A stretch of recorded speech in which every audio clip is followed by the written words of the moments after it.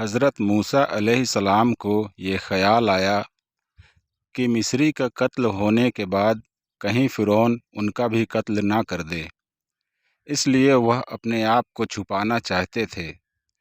تبھی مصریوں میں سے ایک شخص آتا ہے ان کے پاس اور کہتا ہے، آپ جتنی جلدی ہو سکے یہاں سے چلے جائیں، کیونکہ قوم کے سردار آپ کا قتل کرنے کے منصوبے بنا رہے ہیں۔ مصر سے نکل کر حضرت موسیٰ علیہ السلام بھوک، پیاس اور تھکان سے چور ہو کر مدین پہنچے۔ وہاں آپ نے دیکھا کہ کچھ لوگ ایک تالاب کے کنارے اپنے جانوروں کو پانی پلا رہے ہیں۔ پھر انہوں نے پاس میں ہی دیکھا دو عورتیں اپنی بکریوں کو لے کر پانی کے کنارے بیٹھی ہوئی ہیں۔ انہوں نے اپنی بکریوں کو روک رکھا تھا۔ تب حضرت موسیٰ علیہ السلام ان کے پاس جاتے ہیں اور فرماتے ہیں، کیا پریشانی ہے؟ آپ اپنی بکریوں کو پانی کیوں نہیں پلاتی؟ تب وہ عورتیں کہتی ہیں، یہ چرواہے جب تک اپنے جانوروں کو پانی نہیں پلا لیتے، ہم اپنی بکریوں کو پانی نہیں پلا سکتے، کیونکہ ہمارے والد صاحب بہت بوڑھے ہیں۔ اتنا سن کر آپ تالاب سے جانوروں کو ہٹا کر اور ان بکریوں کو پانی پلاتے ہیں۔ یہ سب ماجرا دیکھ کر عورتیں گھر جاتی ہیں اور اپنے والد کو سارا قصہ بیان کرتی ہیں۔ ان میں سے ایک عورت آتی ہے اور حضرت موسیٰ علیہ السلام سے شرماتے ہوئے کہتی ہے کہ آپ میرے ساتھ میرے گھر چلیے، میرے والد آپ کو بلا رہے ہیں۔ کل آپ نے میری بکریوں کو پانی پلایا تھا، میرے والد آپ کو اس کی اجرت دینا چاہتے ہیں۔ آپ کو کسی اجرت کا لالچ تو تھا نہیں، پھر بھی آپ کو کام کی تلاش تھی، جس وجہ سے آپ اس عورت کے پیچھے چل دیتے ہیں۔ حضرت موسیٰ علیہ السلام گھر پہنچتے ہیں تو حضرت شعیب علیہ السلام سے ان کی ملاقات ہوتی ہے۔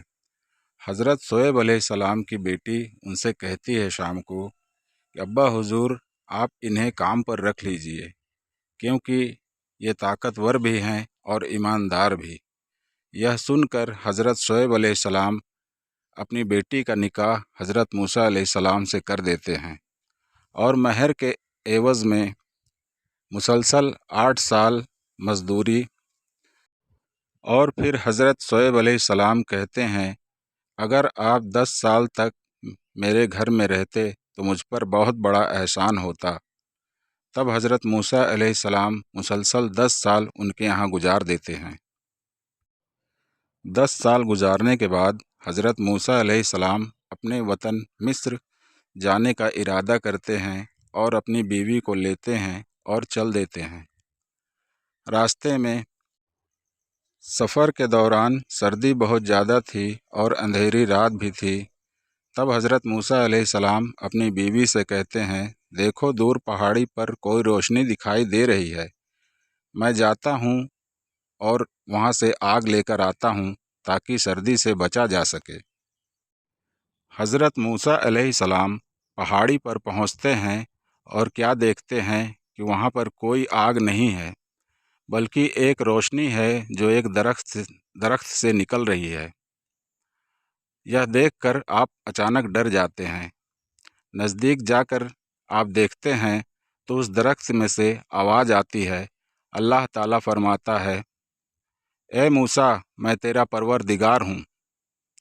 پھر اللہ تعالیٰ فرماتا ہے، موسیٰ تیرے ہاتھ میں کیا ہے؟ حضرت موسیٰ کہتے ہیں، یہ میرے ہاتھ میں لاٹھی ہے جسے میں ٹیک لگا کر چلتا ہوں اور اپنی بکریوں کے لیے پیڑوں سے پتے جھاڑتا ہوں اور بھی بہت سارے کام آتی ہے۔ تب اللہ تعالیٰ کہتا ہے، اپنی لاٹھی کو زمین پر ڈال دے۔ حضرت موسیٰ علیہ السلام اپنی لاٹھی کو زمین پر ڈال دیتے ہیں اور وہ سانپ بن جاتی ہے۔ حضرت موسیٰ علیہ السلام اچانک ڈر جاتے ہیں۔ تب اللہ تعالیٰ فرماتا ہے، اے موسیٰ ڈرو نہیں، اسے پونچھ سے پکڑو، میں پھر سے لاٹھی بنا دوں گا۔ اور حضرت موسیٰ علیہ السلام پھر اس سانپ کو پونچھ سے پکڑتے ہیں اور پھر سے وہ لاٹھی بن جاتی ہے۔ پھر اللہ تعالیٰ فرماتا ہے، اے موسیٰ تم اپنے ہاتھ کو اپنے گریبان میں ڈالو اور نکال کر دیکھو۔ حضرت موسیٰ علیہ السلام اپنے ہاتھ کو اپنے گریبان میں ڈالتے ہیں اور نکال کر دیکھتے ہیں تو وہ سورج کی طرح چمکنے لگتا ہے۔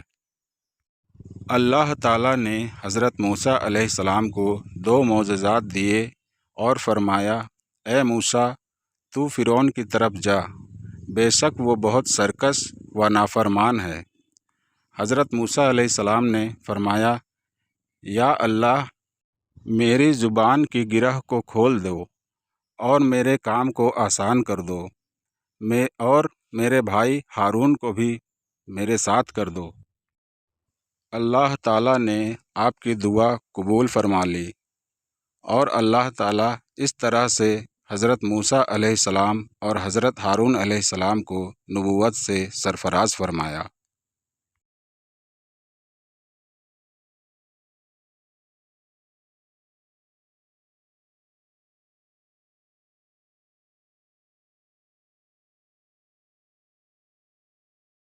حضرت موسیٰ علیہ السلام جب واپس ہوئے تب حضرت ہارون علیہ السلام کو لے کر فرعون کے محل پہنچے۔